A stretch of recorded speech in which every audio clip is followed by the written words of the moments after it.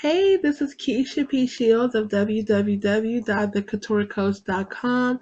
I am founder of the Self-Significance Revolution, the Couture Care Manifesto workshop, and I work with awesome women to help them manifest more income, more happiness, and more peace in their lives by simply putting themselves first.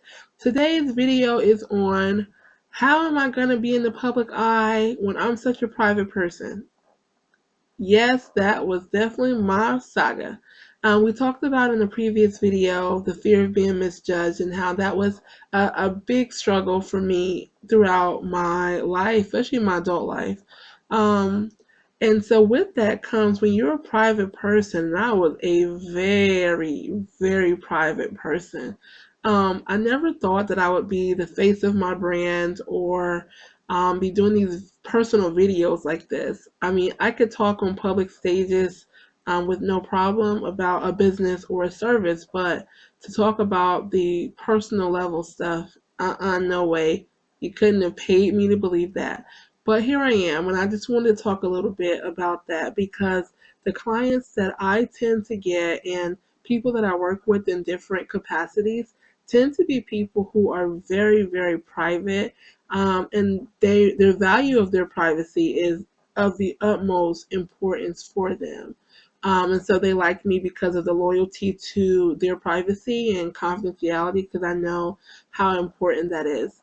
So there's 4 tips I want to provide on being public when you're private. The first tip I want to say is remember that you maintain control. Okay, what that means is people will only know what you tell them, what you share with them, unless they see something for themselves or they hear something through the grapevine, third party, which we know how accurate that is, okay? But you maintain the control. So keep that in mind when thinking about what you want to share. The second tip outside of you maintaining control that I would say is remember your why when you're sharing about your personal life. Share the things that are relevant, share the things that will help you to fulfill your why. If you have a very personal story that you never share with anyone, but it really would help you to manifest the things you want to from your why, then I would highly consider that you think about sharing it for that purpose, okay? Why did you want to put yourself out there? What was the significance of that? If there's a particular story, it may be time to share pieces of that story. Again, if it matches up with your why. Tip number 3, let's see, we talked about you maintaining the control. We talked about your why.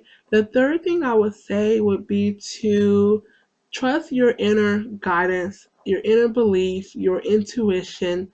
Trust it, okay? If something doesn't feel right, then you have to respect that, okay?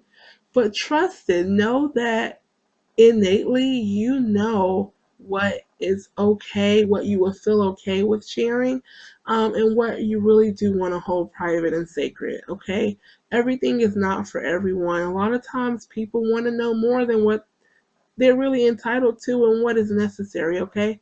Trust yourself. Don't worry about what anybody else is doing or sharing. If it doesn't feel right for you, then just monitor that, okay?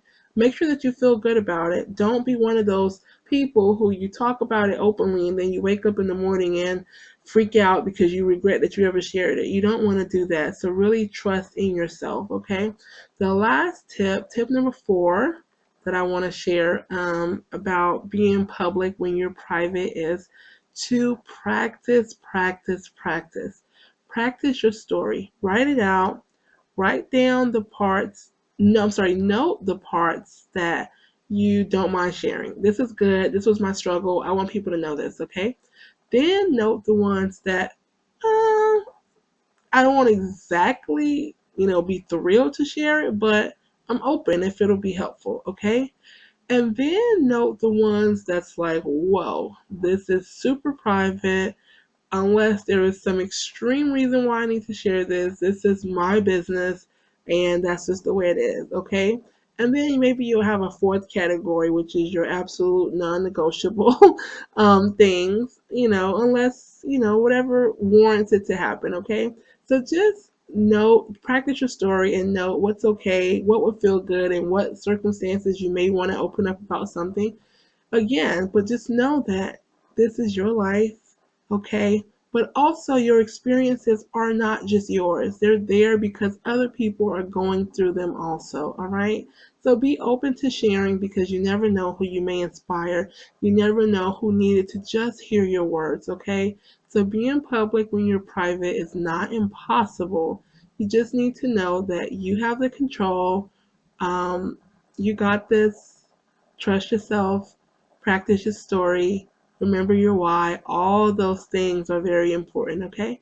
If you would like to know more about working with me or you would like to delve deeper into yourself, I welcome you to go to www.thecouturecoach.com and sign up for my free Couture Care Manifesto workshop where we're going to teach you about putting yourself first so you can manifest the things that you want in your life.